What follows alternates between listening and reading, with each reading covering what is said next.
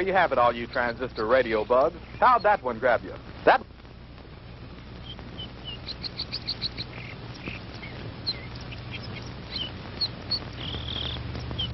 Howie, for heaven's sake, it's almost dark. If you don't hurry up, we're going to be late for the game. Margie, have you ever tried to fix a fuel pump to a rock and roll beat? Well, I'm sorry it made you nervous. I just thought it was a good chance to get in some practice. It's okay. Forget it. Nothing I can do anyway. At least not way out here. Well, I wish you hadn't taken this crazy nowhere shortcut. Boy, this is like Lossville. I know. I goofed.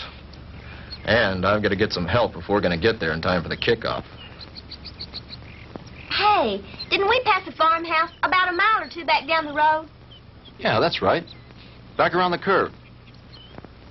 Come on, we'll be shorter through those woods.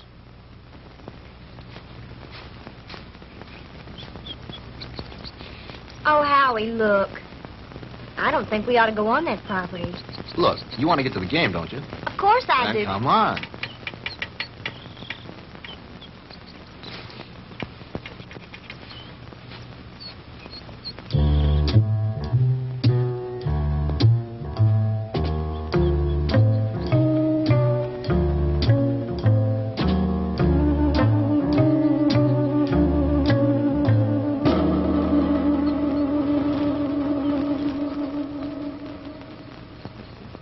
Howie, it's cold.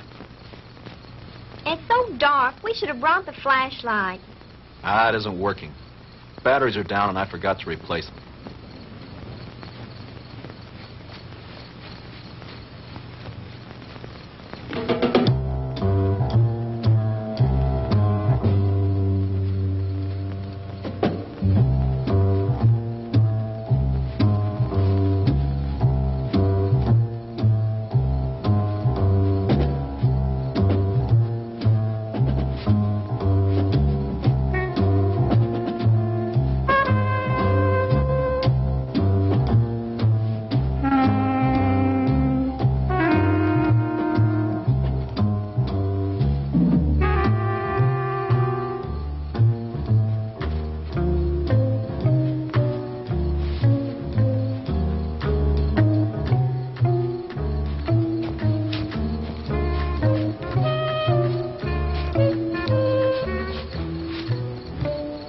Like we've been walking for hours. Well, it can't be much further now. Hey, there's a light.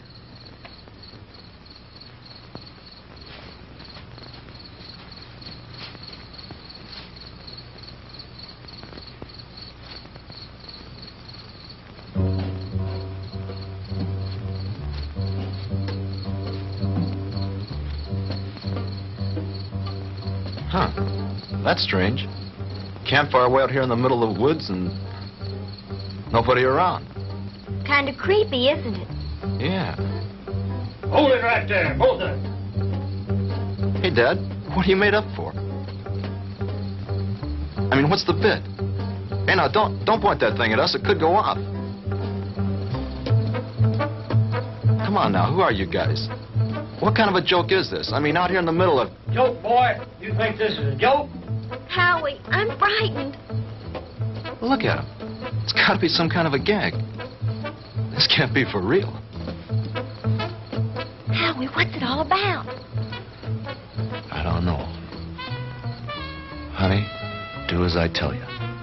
You edge around behind me. Tell me between them and you. Then run like the devil. Howie, not alone? Do as I say. What are you two young'uns doing out here? Quick, don't let them get away!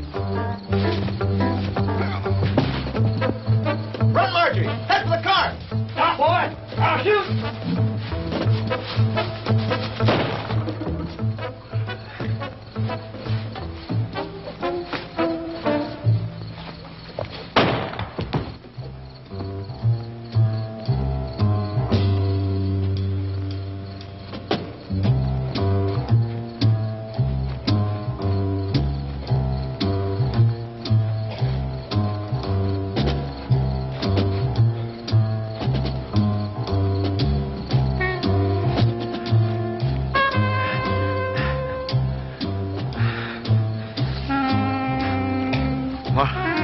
Margie? Margie?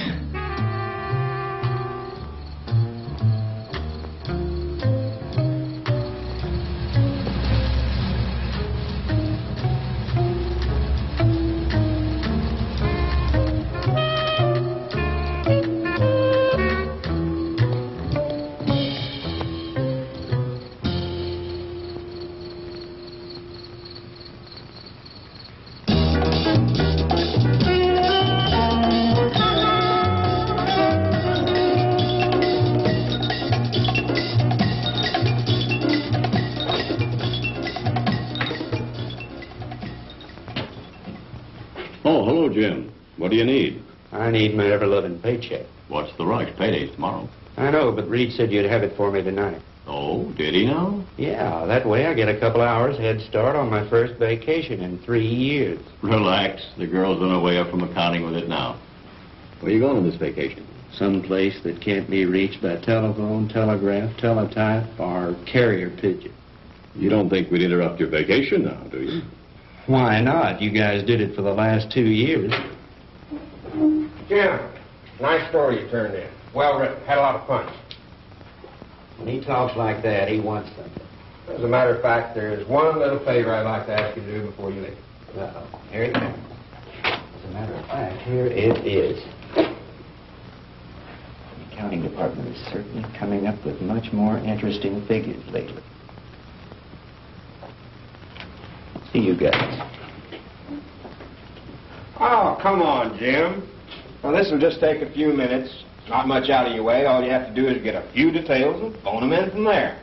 From where? Carver Street Hospital. Murphy called in from police headquarters, and some college kid was brought in with a gunshot wound. Here's his name. Why doesn't Murphy cover it? He's on police tonight. He's busy on the cat burglar story. Who shot the kid? That's what I want you to find out. May not be anything in it, but you never can tell. Okay, I'll do it. But afterwards, I'm leaving for my vacation. Definitely, irrevocably, and finally. Do you read me, Great White Fathers? Only too clear. Have a good time. I intend to.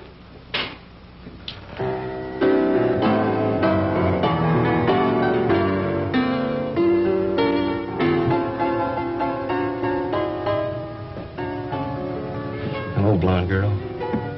Why, James Crandall, what brings you here? Now, don't tell me. Let me guess. They sent you down for an egoectomy. A what? An egoectomy. They're going to cut out that big, fat ego of... Oh, that's funny. Funny. I want some information. Like what? Like, you got a boy here. Howard Ellison, college kid. In some kind of shooting scrape. That's the kid they brought in this evening. But I don't think he's having visitors. Well, could I speak to his M.D.? Mm-hmm. That would be Dr. Wilson Blake. Ah, yes. Blake of the Rusty Scalpel. Oh, you know him? I should. He broke into me once and stole an appendix. Oh, funny. That's funny. He's in his office. I know where he is. Dig you later, English. Yes, that's all right with me, Dr. Thornton. 10:30 will be fine. Yes, I think the whole administrative staff should be there. Fine. See you in the morning, Doctor. Goodbye. Come in. Jim Crandall.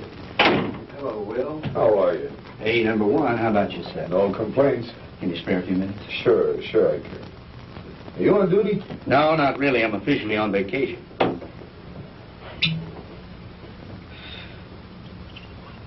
Soda? Just straight, thanks. I bet you're here for a story on that Ellison boy. Good bet. Sit yourself down. So were some friends of yours. They left about an hour ago. Uh-oh, the local gendarmes, no doubt. Right. Lieutenant Partain and a couple of his men. They talked to the boy for about an hour and then finally... Wait a minute. Talk to him? You mean the Ellison kid's able to talk? Sure, he wasn't hurt too badly. The bullet didn't enter any of his vital organs. But the nurse said he couldn't have any visitors. Well, he can't. At least not now. He was too tired after that session with Partain. I want him to get some rest. Well, when can I see him? In the morning. In the morning? But, Talk, I got to phone something into the editor. I can't fool around on this thing. I leave on my vacation tomorrow. Well, I envy you. We're so short-staffed here at the hospital, there's no telling when I'll be able to take a vacation. What did the kid say when he talked? He told a real weird story. The police have a transcript of it. I'd rather hear it from you if you don't mind. I don't think I should repeat it. I imagine the lieutenant would rather tell you himself. Ah, come off it, Doc. You know Partaine's not going to give me anything till he's good and ready. All right. All I can do is repeat what the boy said. But I'll warn you, you won't believe it. Suppose you try me. Well, this Ellison kid is a student at the university, a cheerleader, an honor student, an all-around popular kid. Early this afternoon, he and this co-ed... Co-ed? You mean there was a girl with him? Yes, one of the majorettes from the band, a girl named Margaret DeMar. DeMar? Couldn't be related to Sandy DeMar, the nightclub thrush. As a matter of fact, yes, her sister. Well, that adds a dash of color. What about the girl? I'm getting to that. Now, do you want to hear this story or not? Okay, go ahead. Well, early this afternoon, they left the university on their way downstate to that night game against Southern Tech. They had permission to drive down instead of going on the bus with the other students. They were running short of time, so they took a shortcut on one of those farm roads. Ellison's car started acting up and finally quit on them. They had to have help, so they started walking, trying to make it to a farmhouse. I said, hold it right there. Hey, Dad, what are you made up for? What are you two young'uns doing out here? Quick, don't let him get away! Run, Marjorie! Head for the car! Stop, boy! I'll shoot! He started running, and that's when he got shot. He got up and he kept on running. He made it back to the car. He looked around for the girl, and she wasn't there. After that, he blacked out. A passing motorist picked him up and brought him in, and that's the story the way he told it. You sure weren't kidding when you called it weird. I've heard some screwy ones in my time, but this one takes the prize. Yeah, that was exactly my reaction, at first. What do you mean, at first? Well, sometimes I'm forced to alter my opinion by certain evidence. I don't know if you're aware of it, Jim, but my hobby is American military history. I collect historical military objects like some men collect stamps. Like this item that was brought in by a patient a couple of months ago. You know what that is? Well, it looks like some kind of rifle slug. Mm-hmm. I have a cigar box full of those at home. My brother and I used to find those in the woods and dig them out of trees when we were kids, back in Georgia 30 years ago. It was one just like the one you're holding now that I took out of young Ellison's body and gave to the police this evening. And if you ask me, they're going to have to dig a long way back in their ballistics file to find anything that matches that. Yeah? Yeah. You see, that's a mini ball. The kind of a bullet they used during the Civil War.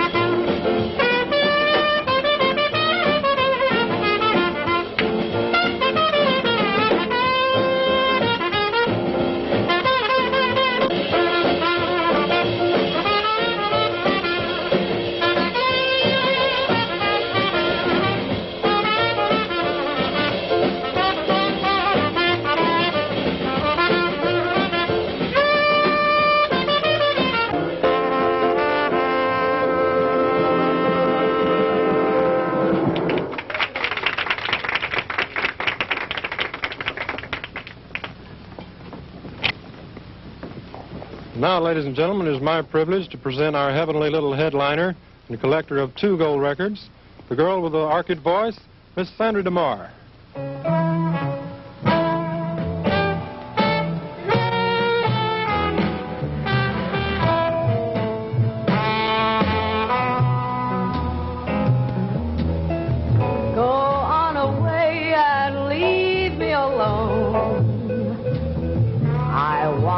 By myself when I cry, and there's gonna be some crying, 'cause I just told my baby goodbye. Get out of here and leave me alone. I don't care whether I live or I die, 'cause my life's already over. It ended when you told me goodbye.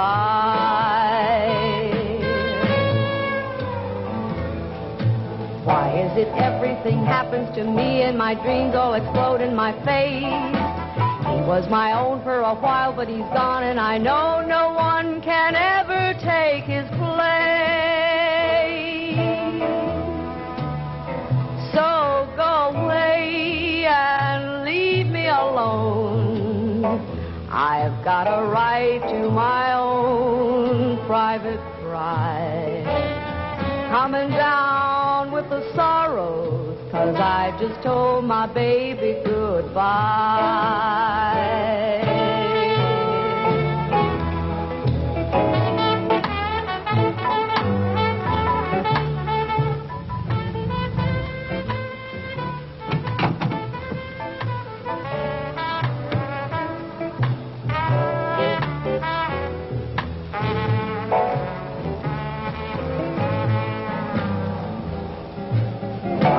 Everything happens to me and my dreams all explode in my face.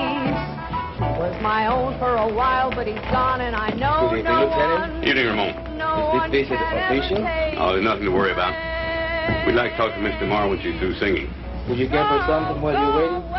Thank you, no, we're on duty. Leave me alone. I've got a right to my own private cry. I'm coming down with the sorrows, 'cause I just told my baby goodbye.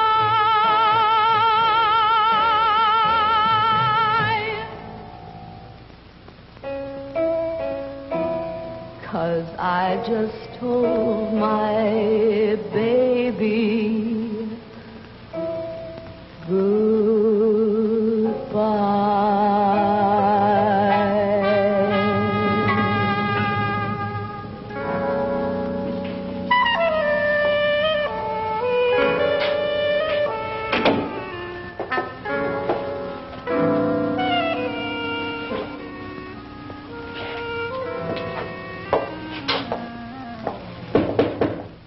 Yes.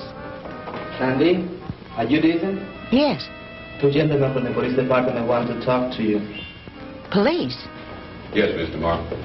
I'm Lieutenant Partain, and this is Detective Lasky. We're just making a routine investigation. Have you heard from your sister this evening? Margie? Why, no. Why do you ask? Well, we just thought she might have called you. You see, we have reason to believe she may be missing. Missing? I don't understand. She's at a football game in Stephenville with Howard Ellison. I'm afraid not, Mr. Marr. Maybe you'd better sit down and let me tell you all that we know about it so far.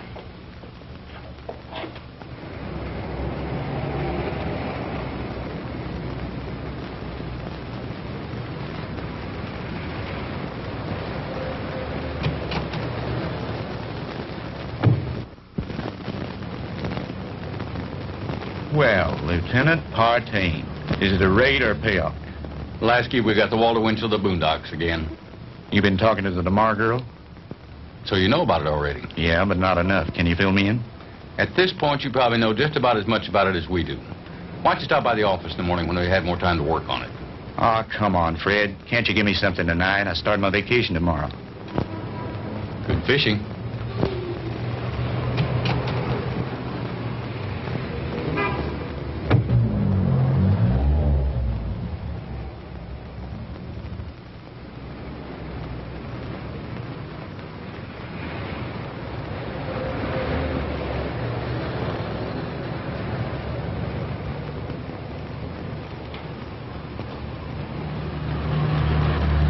Miss DeMar? Yes? I'm Jim Crandall with the Sentinel. Could I talk to you a moment? I'm sorry, Mr. Crandall. I really haven't time to talk. I've got to get home in case my sister calls. Well, that's what I wanted to talk to you about. Can I give you a lift home? Thanks, but I'll take a cab. Well, they're kind of slow this time of night. Well, all right, if you're sure it's not out of your way. Of course not. It's part of my job.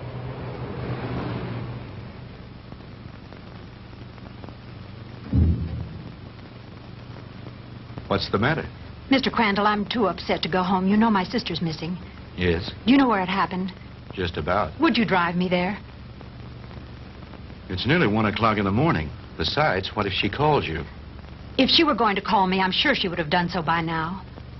It's nearly a 45-minute drive up there. Howie was picked up on a farm road just this side of Stephenville. It's too much trouble. You can drop me at my apartment, and I'll take my car. You're pretty determined to go, aren't If you? my sister's in trouble, I've got to be near her. Hop in. I need to go up there myself.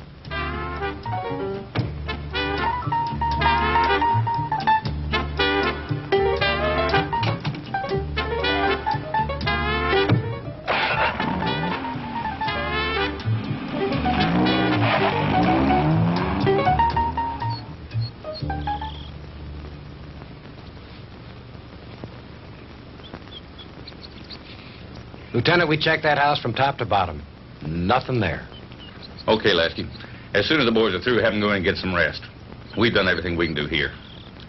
Maybe the sheriff and his bloodhounds will turn something up. Right.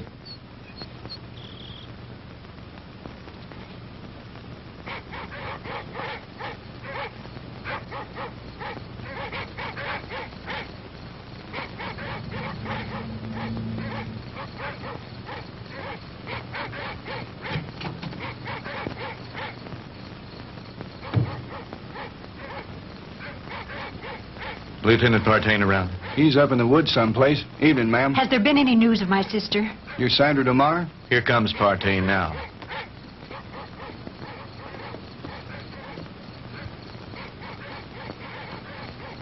Lieutenant, have you found her yet? I'm afraid not. Crandall, what'd you bring her out here for anyway? I made him bring me, Lieutenant. Can you tell me anything about Margie? No, ma'am, I think you both made a trip out here for nothing. Why don't you go home and get some sleep? He's right, Sandy. You should do as he said. Jim, somewhere out there in that horrible blackness, it's my sister. Those dreadful dogs. They sound so terribly ominous. Oh, Jim.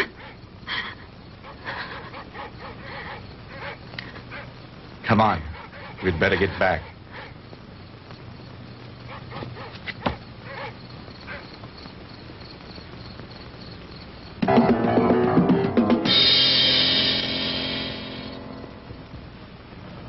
No, I'm going to check all the antique gun shops this morning, as soon as they open. How about the kid's parents? You contact them? Lieutenant, Ellisons live in Denver. I tried all night to call them, but they weren't home. How about a cup of coffee, Jim? Yeah, black. What about the kids at the university? Ellison's fraternity brothers. I talked to everyone in the dorm. They like him. What do his professors say about him? Bright, popular boy, good scholastic records, level-headed, down to earth. Not the kind to make up wild stories. Well, that cracks another one of our little theories wide open. You just getting here? Some of the other fellows came in a couple of hours ago. Yeah, I was out with the sheriff and his bunch. And have we got a Lulu? Yeah, what is it? The girl's sweater. We found it out in the woods not far from a smoldering campfire. Go on. Well, we gave the scent to the dogs, and they took off like Moody's goose. Well, we followed them for about a mile or two, till they got through the woods and into a small open space. Well, the dogs got about halfway through the open space, and then they stopped. Well, you've never seen so much confusion of tangled dogs in your life. They didn't know which way to go. The scent had stopped right in the middle of nowhere. It was as if the girl had just been snatched off the face of the earth into thin air. Wait a minute. You mean no footprints, no tire tracks, no nothing? Well, nothing but this. Well, so you found part of a costume. Costume? This is the real article. I checked it out. What do you mean, checked it out? Look at the label on the inside. McCord Brothers. McCord? Outfitted to the military. Charleston, South Carolina. I checked with the Charleston department, and they gave me some very interesting facts from one of their newspapers. It seems that McCord Brothers, the company that made that hat, burned to the ground in 1869 and was never rebuilt. It's been non-existent for over 100 years. This case is getting screwier by the minute, Don't it, though? I'll have you run this down to the lab and then go home and get some sleep. How about me, Lieutenant? Sure, go on home. You've earned a rest. Well, what do you think? How was Mr. Morrow when you left her? Shook up, naturally. She's spending the night with a girlfriend. Fred, about this whole mess, what's your opinion? I'm not paid to have opinions. I'm paid to put jigsaw puzzles together. But seriously, what do you think? I think there's a logical explanation to everything. Two men were in those woods in costume and makeup. Anyone knows there's lots of guys around nowadays who collect antique guns. They belong to clubs, they have meetings and shooting contests every so often. A couple of them got liquored up a little, wanted to have some fun and scare the kids. But something went wrong. It's as simple as that. My hunch is, as soon as they get up enough nerve, they'll come in, give themselves up. It's a nice theory, Jim, but what happened to the girl? Well, your guess is as good as mine. Jim, you know, this whole thing is, well, it's spooky. Reminds me of something that happened in Germany in 1945 towards the end of the war. Yeah? What was that? Our outfit liberated a small concentration camp near the Alsatian border. When we took it, we expected to find the usual half-starved, ragged inmates. And you can imagine our surprise when we were greeted by about 50 young people, all a picture of perfect health. That sounds a little hard to believe after all I've read of Dachau and Auschwitz. Well, that's what made it hard to figure. Here were these kids, none over 21 and some as young as 5, living in apparent luxury. Good food, complete recreational facilities, no forced labor. Remind me of a bunch of calves being fattened up for the kill. You mean there were no old people in the camp? There were a few, but not alive. We found their bodies in the rooms next to the ovens. Apparently, we'd taken the camp so fast they hadn't had time to dispose of the bodies. But before they left the night before, they blew up the largest building in the camp. It was some sort of a laboratory. And inside, amidst the rubble and blown into a million pieces, was the screwiest piece of machinery I've ever seen. Some sort of a crazy electronic apparatus. And half buried underneath it amidst the rubble, still strapped to a table, was an old man. Just barely alive. Our medics tried to save him, but they couldn't. Now, here's the weird thing. This is the part we could never understand. In trying to identify him, we checked the camp records with the prison number tattooed on his arm. According to those records, that old man should have been an 18-year-old boy. What about the other bodies? Same thing. Their numbers indicated they all should have been kids. What type of experiments were they conducting there? We never found out. Even the young inmates weren't aware of why they were there. They never found the commandant of that camp to bring him to trial with the rest of the Nazi brass. His name was Ernst von Hauser. Did you ever hear of him? Well, he was a German physicist, a contemporary of Einstein's. I don't follow you. You mean you think there might be some connection between all that and what happened here last night? I'm not saying that, no. But just suppose, for the sake of argument, the Ellison kid did see two men out of the past of 100 years ago. That would mean somebody around here is tampering with time. Somebody was also tampering with time in that concentration camp. Now, wait a minute. Let me get this straight. You think that the machine found in that concentration camp was some kind of time machine, and that there may be another one like it around here. Is that what you're saying? I'm not saying anything. I'm just supposing. After all, they never found von Hauser. Lieutenant? Yeah, Walt. Captain wants to see you in his office. Wants you to bring the file on the Maddox case. Be right there. How am I ever going to turn in a story like that? That's your problem.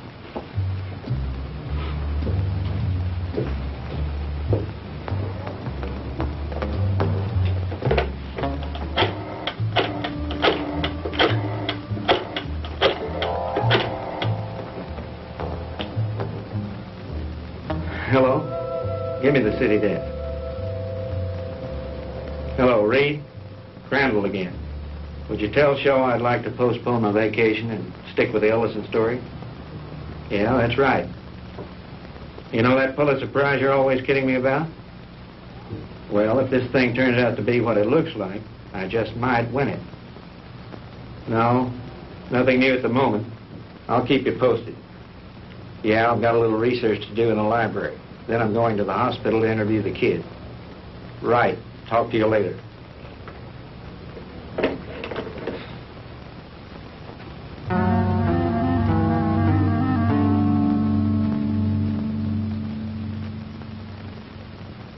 All right, Howie, you can go on with your story. That's about it, Mr. Crandall. I remember reaching the highway, and Margie wasn't there. And then I blacked out, and the next thing I knew, I was here at the hospital. And you really don't think, Howie, that those guys were just a couple of cooks in Civil War costumes? Mr. Crandall, I don't know how to explain it, but I got the distinct feeling that these guys were for real. I mean, like something straight out of Gone with the Wind. Howie, what's your idea of what happened to Margie? Do you think these two guys grabbed her? I don't know, Mr. Crandall. I don't know. That's what's bugging me out of my skull. Nurse, is Mr. Ellison awake? Yes, he is. He has another visitor, but you can go on in. Thank you.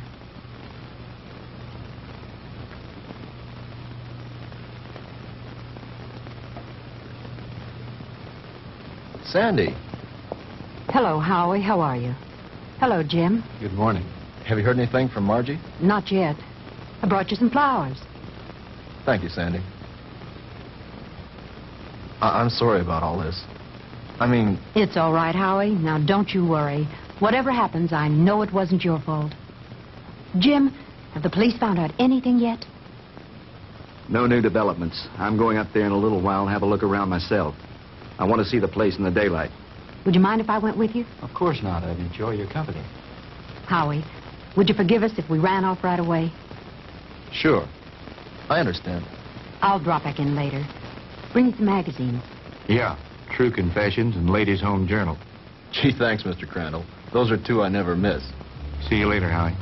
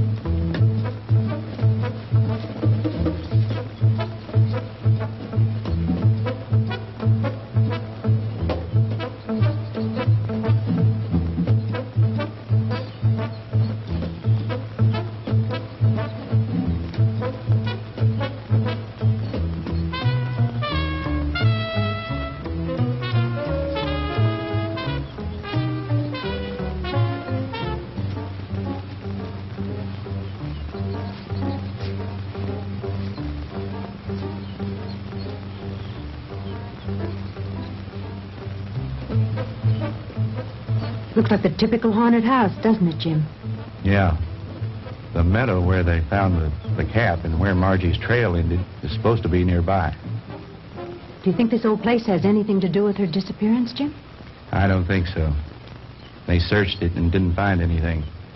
Her sweater was found somewhere in those woods. think I'll have a look around.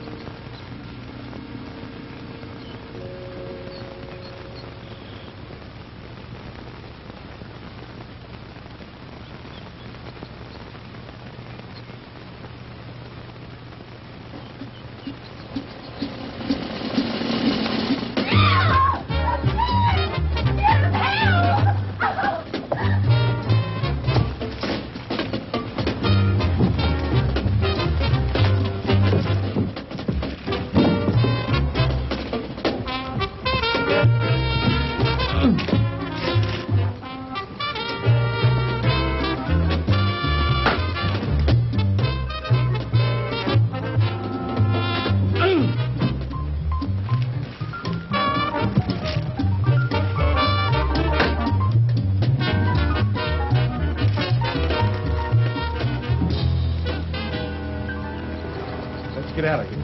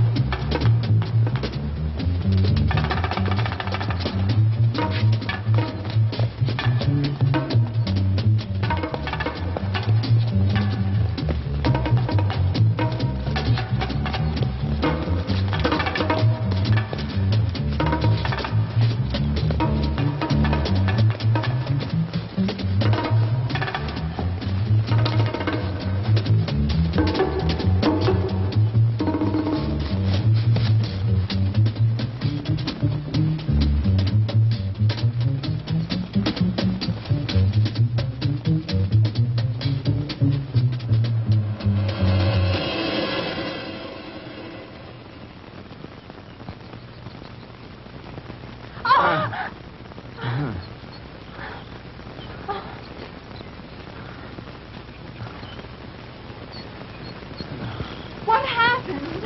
I don't know, but we better get back to the car.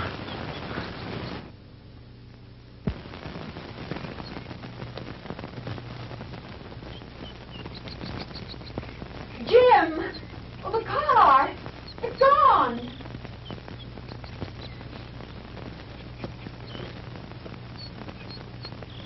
Jim, someone must have stolen it.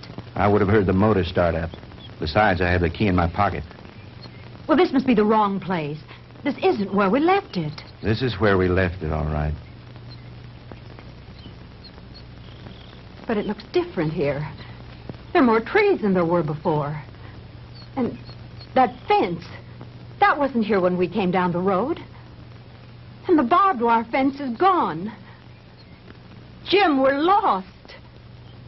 I don't think so. At least, not the way you mean. Jim, I'm frightened. It's all right. Let me think a minute. This road was paved, and now it's dirt. And there isn't a telephone pole in sight. I know. Jim, what is it? What's happening? I don't understand it. Where's the car? Where are we now? Jim, I know you know what's happening to us, and you won't tell me. And why not? What's going on? Fantastic. Incredible. I never really believed it. Tell me what's happening. Sandy. What's going on? What dreadful thing Sandy. is happening? Tell me. It'll be all right. Everything's going to work out. But we have to keep our heads.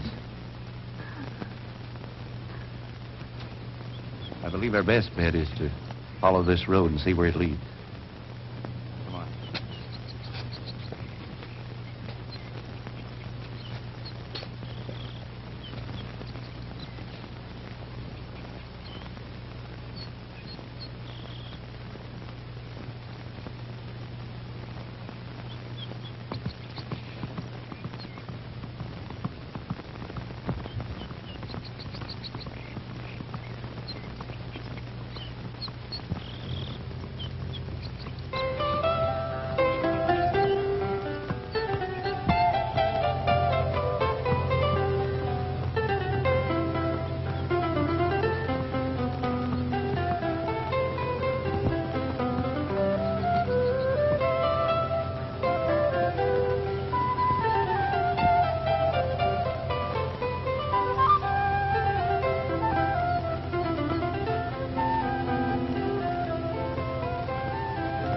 Jim, his clothing. I know. Ours are just as strange to him, especially your short skirt. Friend, what year is this? Where are we? Witchcraft! Witchcraft! Ha!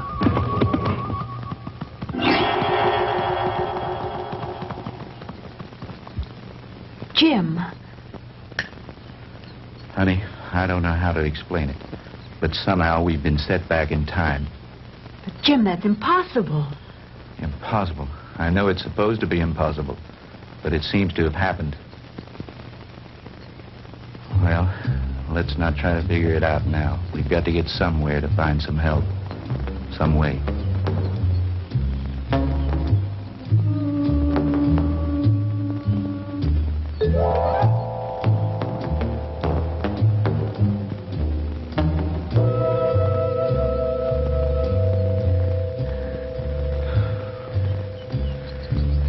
Jim, I'm sorry, but I don't think I can go any farther. I simply have to rest. All right. We'll stop for a while.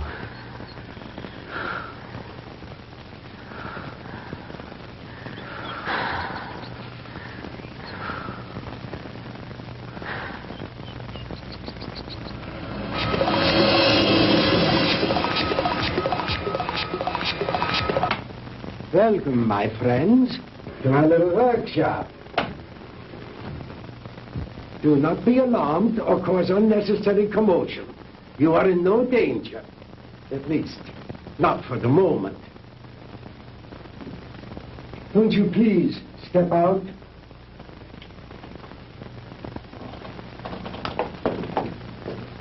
I am Dr. Ernst von Hauser. These are two of my assistants, Manfred and Wolf. Where are we? I told you. We are in my little workshop. And I tell you again, please do not be alarmed. What time is this? What century are we in?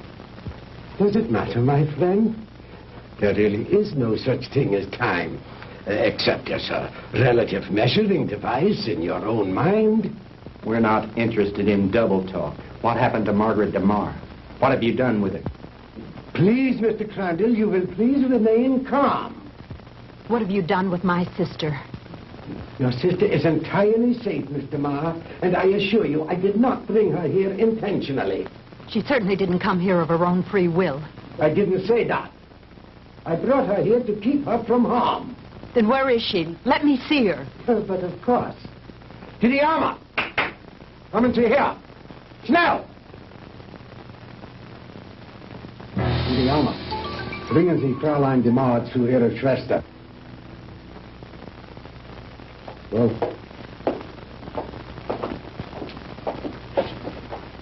no need for alarm, Mr. Crandall. She'll be all right. She'll be able to freshen up. We will even furnish her a change of clothing.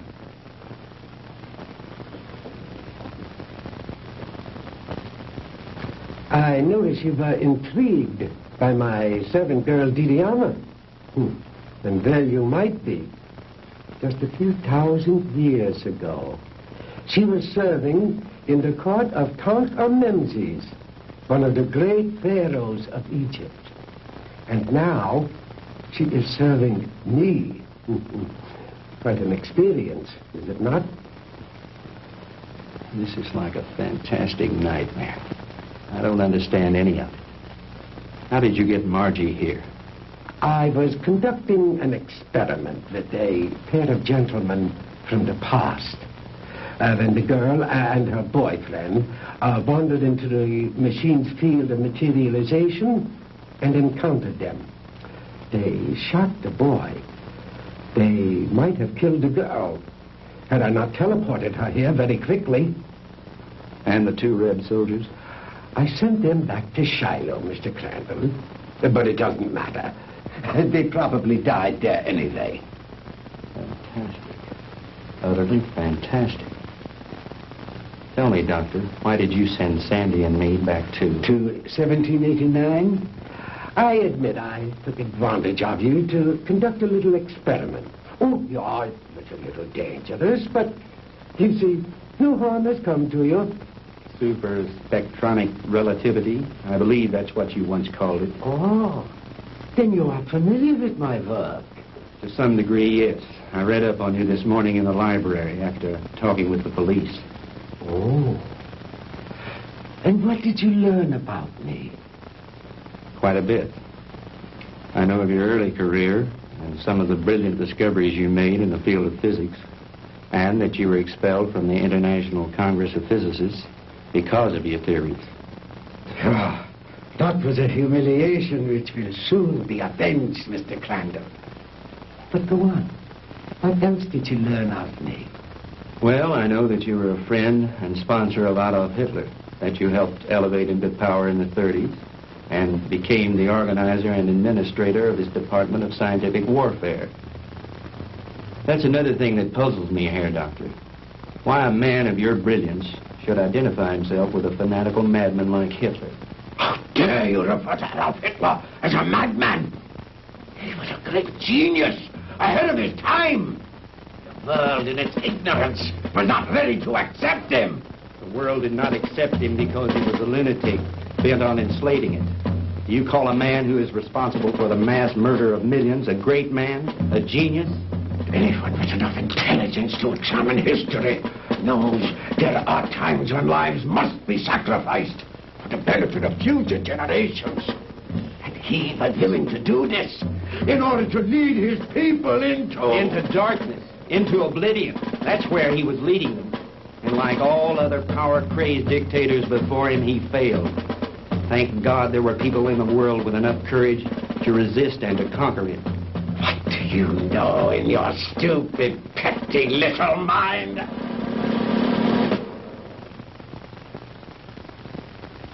You will forgive me, Mr. Crandall, for my outburst of temper. You are, of course, entitled to your own opinion, for whatever small purpose it may serve you. Let me enlighten you, Mr. Crandall, on a few things of which you and the rest of the world are unaware. Blame for the loss of the war cannot be laid to Hitler or his doctrines. It was I who failed him. Me and the General Staff. He called for weapons, super weapons, to turn the tide of war in those last few days.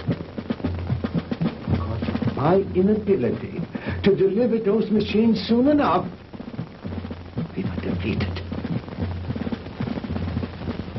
It might interest you to know that during those last few months of the war, we had almost perfected weapons so far in advance of anything that had gone before them as to make modern warfare in all its forms completely obsolete. Oh, if we had only had time for further experiments. I know of some of your experiments, like the ones carried out in a certain concentration camp. Oh, then you know about the aging machine. Yeah, they had almost perfected that one when the war ended. Oh, but that machine was one of the more primitive devices. like the jets and the rockets that we used so briefly. We were in the final stages, Mr. Crandall, of perfecting weapons that were truly astounding and against which you would have had no defense. A cannon that killed with sound waves, yet was completely silent. A giant generator gun that could electrocute whole armies in the field. Oh, and more, many more. We'd have only had a few more months to perfect those weapons. We could have plucked victory from the jaws of defeat. The Third Reich would have endured. Not for 1,000 years, as the Fuhrer dreamed, but forever. But the fact is that you failed, Herr Doctor. Failed and lost. But you are forgetting one thing, Mr. Crandall. That was 20 years ago. Since then, I have perfected and even improved on my original weapons. And we have conquered time. Dr. Einstein's so-called fourth dimension. Hitler will return, Mr. Crandall, and soon. Your victory was but a temporary one.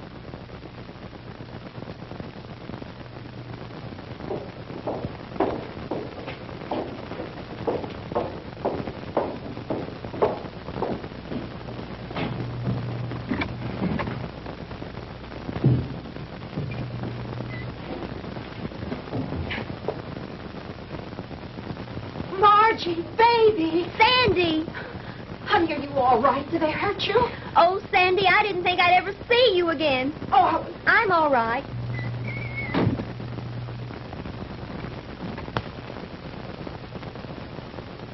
let us out of here. Open this door. Let us out. Please, don't let them keep us here.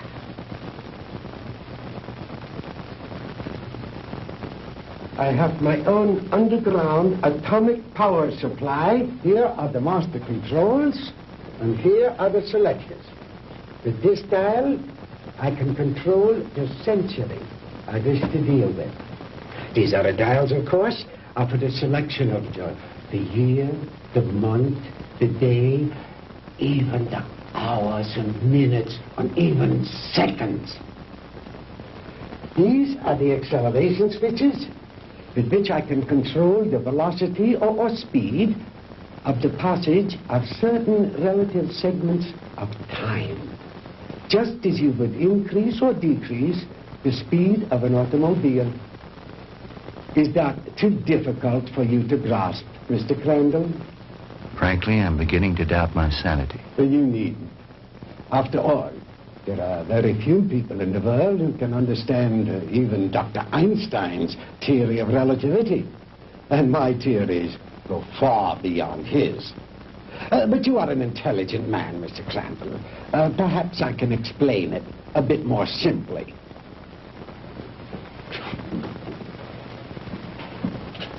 We will let this line represent the world.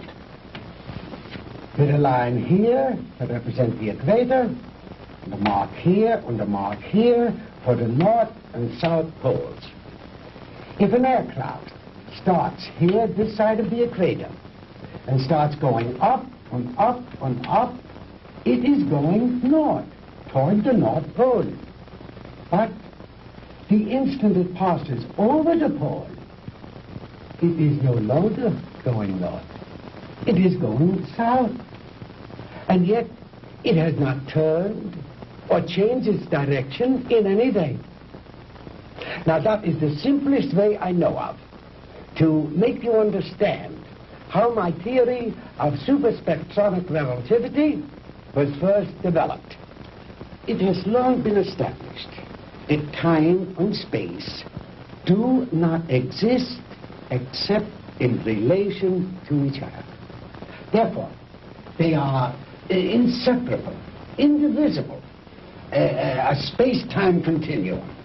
The faster we travel in space, the faster we travel in time.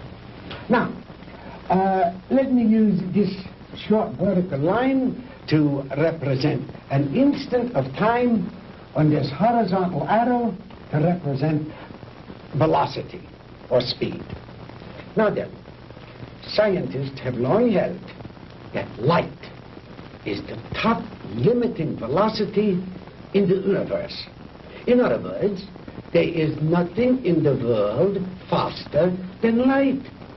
And yet it is known that beta particles ejected from the nuclei of radioactive substances can attain velocities up to 99% that of light. Now, I have always based my theories on the premise that there is no limit to space. The universe is limitless. Well, if there is no limit to space, then there is no limit to time, and no limit to velocity. Therefore, I thought there must be something in the universe that was faster than light.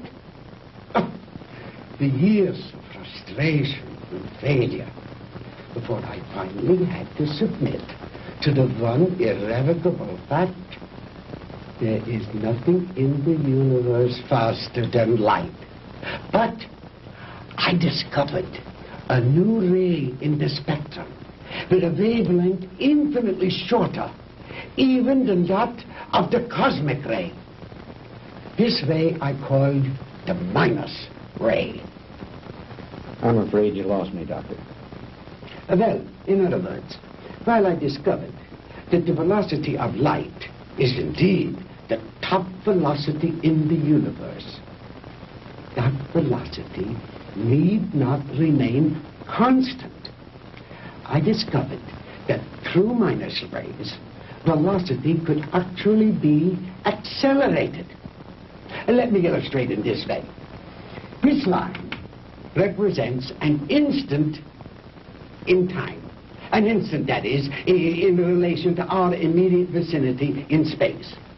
Now, if you enter a dark room or flip a switch, that room is instantly flooded with light. That is because that light, traveling at its great velocity, takes hardly any time at all to cover that small area of a room. It is immediate, instantaneous. Now, if that light had traveled any faster, it would have come on before you flipped the switch. Are you beginning to understand? I think so. Fine. Now then, just as I illustrated a moment ago, with the airplane flying up over the world, heading north until it passed over the North Pole, then its direction became south. The same thing is true in a sense of time. If the velocity of ordinary light, represented by this arrow, should be accelerated, then it will pass beyond the instant, represented by this vertical line, and no longer be moving in the direction of the future, but it will be moving in the direction of the past. It will no longer be going forward in time, but backward. The greater the velocity, or I should say, the greater the acceleration, the further back in time it will travel. In other words, if a guy left New York for Los Angeles and traveled fast enough, he'd get there before he started. You joke, Mr. Crandall, but crudely expressed, that is exactly what would happen. Why are you telling me all this? To impress upon you the superior scientific knowledge that we possess, my friend, and to illustrate why we would have won the war if we had only had a few more months. We were the slaves of time then. Time was our master. But I have changed all that. Now we are the masters, and time is our servant. Ah, you Americans are an egotistical, arrogant lot. How proud and superior you felt as you strutted through the ruined streets of our cities.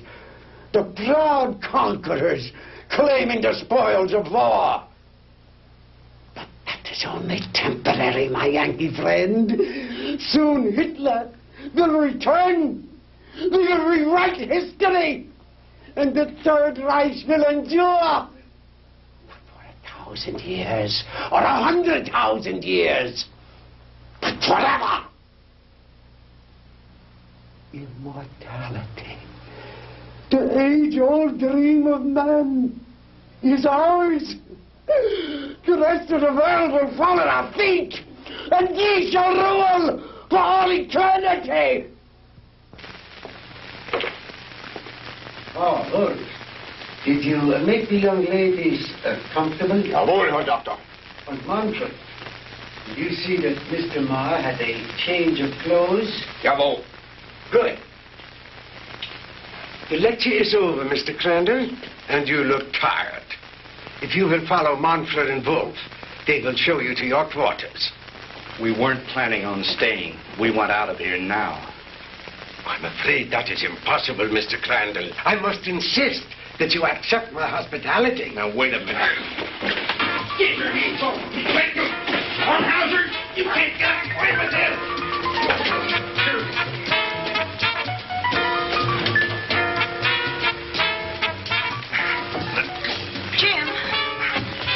Jim! Sandy, are you all right? Oh, yes, we're all right, but why are they locking us up? What are they going to do with us? Nothing if I have anything to do with it. Oh, don't hurt him! Oh, don't hurt him!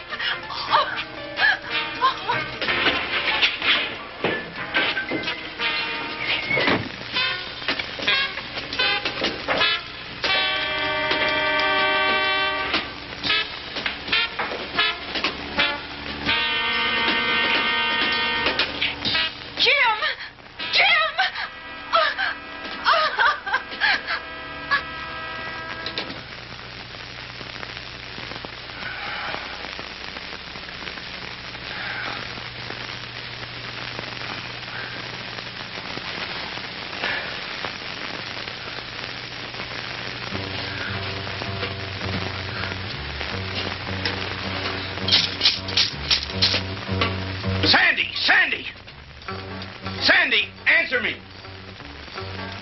We're here, Jim. We're all right. How about you? Just a minor headache, honey. Is Margie still with you? Yes, she's asleep. Jim, I'm scared. What do you think von Hauser intends to do with us? I don't know. But I do know one thing. I've got to figure a way out of here. Sandy, honey, I'm sorry about everything. I shouldn't have brought you with me this morning. It wasn't your fault. I asked to come along. After all we've been through, you must be beat. Have you had any sleep? No, I was worried about you. Well, try to get some rest while I do some thinking. Okay. As soon as Margie wakes up, I will.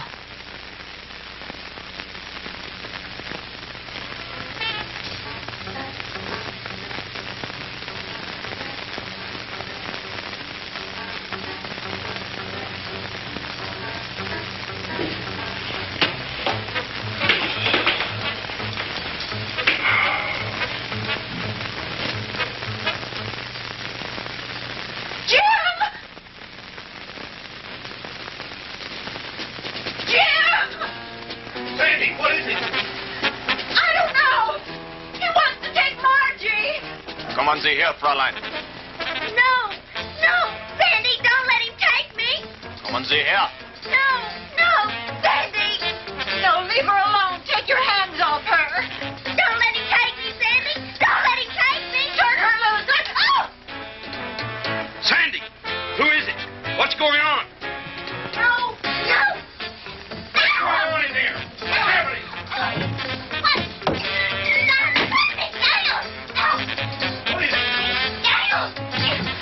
What are you doing? Taking her.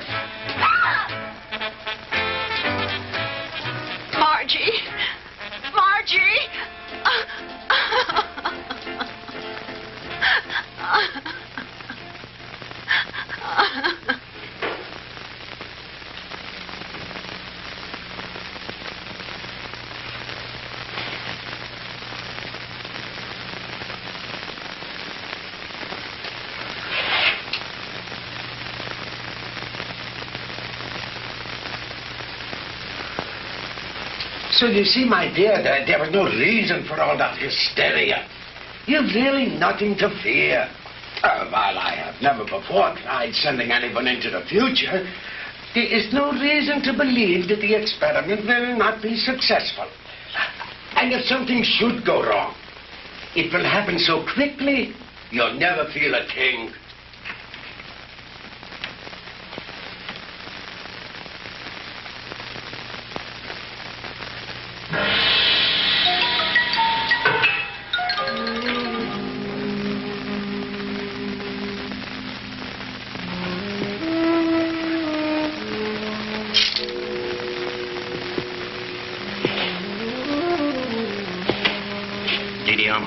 It is time you eat now. You speak English? Many others before you, they teach me talk. You mean there have been other prisoners here? Many. Are there any others here now? They all disappear. You eat now. It is all they give me for you. It's all right. At least it's better than nothing. Didi Alma, you've got to help us. You're our only hope. No. I cannot help you. But you've got to. You're the only one. If you could get hold of the keys. No. They'll kill me. I cannot help you. Please, Didi Alma, listen to me. No. We'll never get out of here if you don't help us. Please, Didi Alma. Please.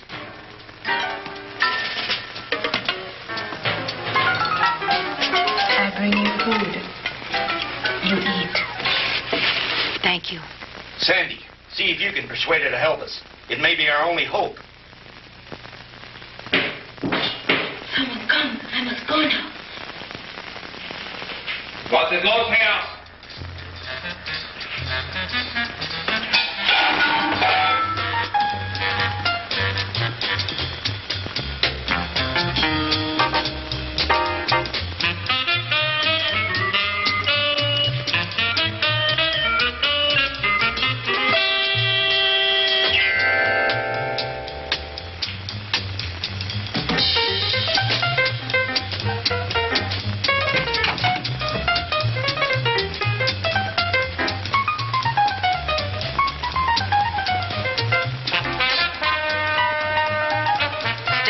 From me.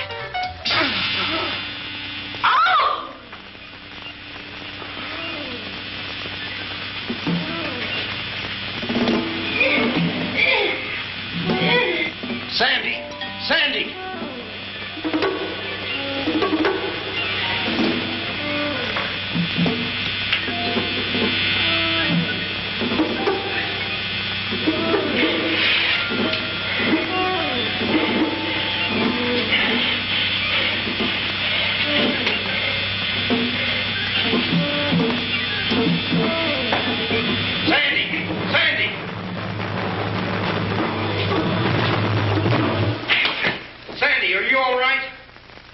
Can you hear me?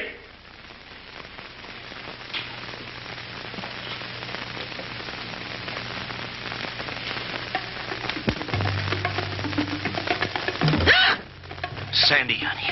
Thank God you're safe. Quick, get his keys.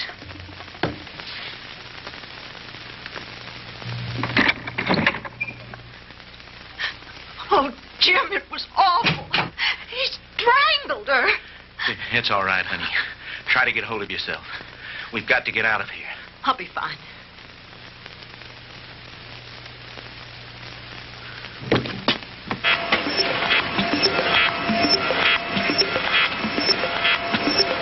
I told you, Mr. Maud, the struggle is useless. You will only tire yourself needlessly.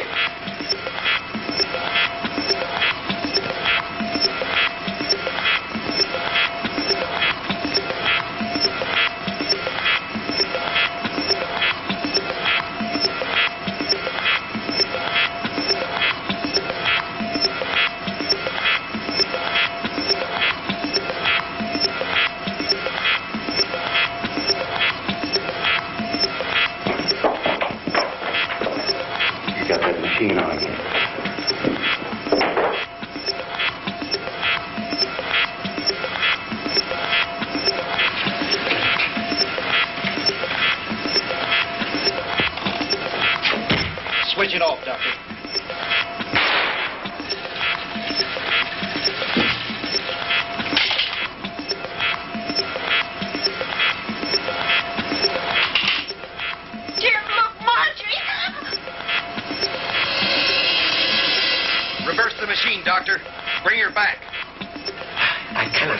speed up, Mr. Crandall.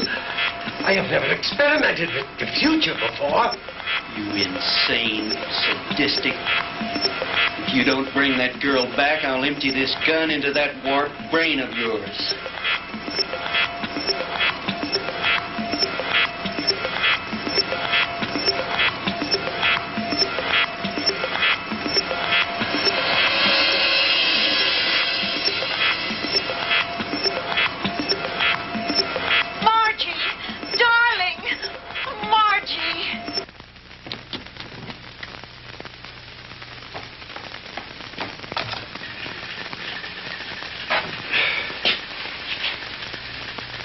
It's too bad, Mr. Crandall, that you are not interested in science.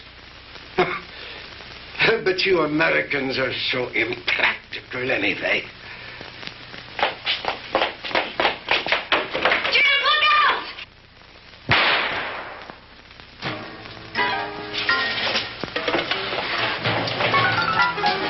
Just don't you try anything, Bonhauser. Don't try anything.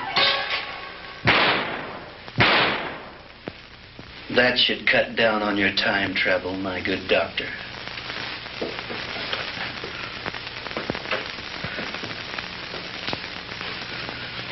How about the attic? You searched that, didn't you? Yes, sir. That's where we found the Nazi soldiers and their radar equipment. Then this house has some connection. Crandall's car was found not too far from here. Von Hauser's headquarters must be around here somewhere.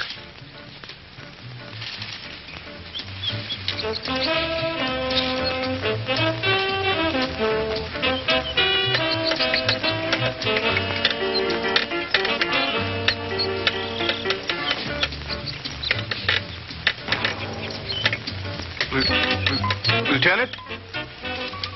Yeah?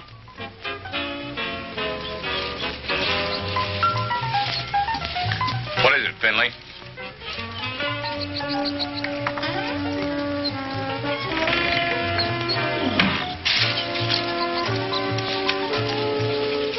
Jim, and the DeMars.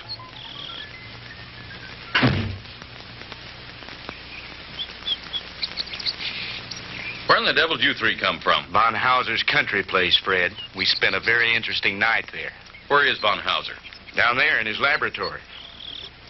Listen. What's that sound? That's the machine. You'd better stop it before he gets away. Lasky, you come with me. Finley, you stay here with them. What machine? The time machine. The what machine?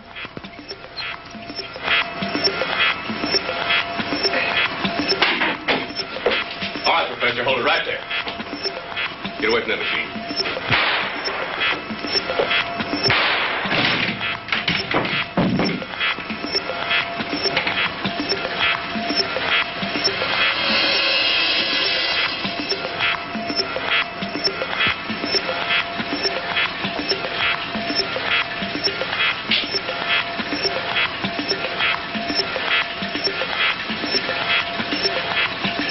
If I hadn't seen it with my own eyes, Lieutenant, I wouldn't believe it. I know. Ask you if you ever tell anyone what I'm about to do, I'll have your job, so help me. Is that clear? Lieutenant, I ain't seen nothing. Well, I don't know what makes this contraption work, but I think I know a darn good way to shut it off.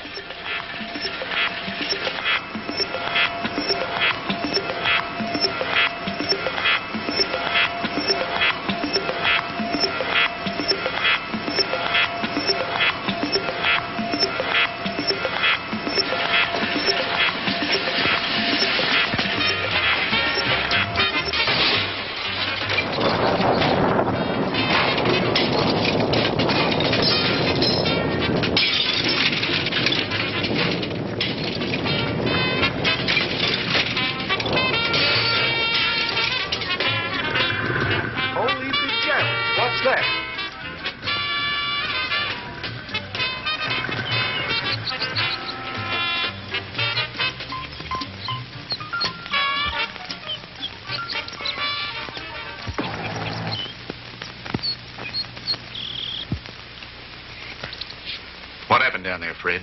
Forget it. Finley, call Miller at headquarters. Have him send some of the boys out. Are you two all right? Everything's fine. Thank you, Lieutenant. Why don't you take the two ladies home? Come on, Lasky.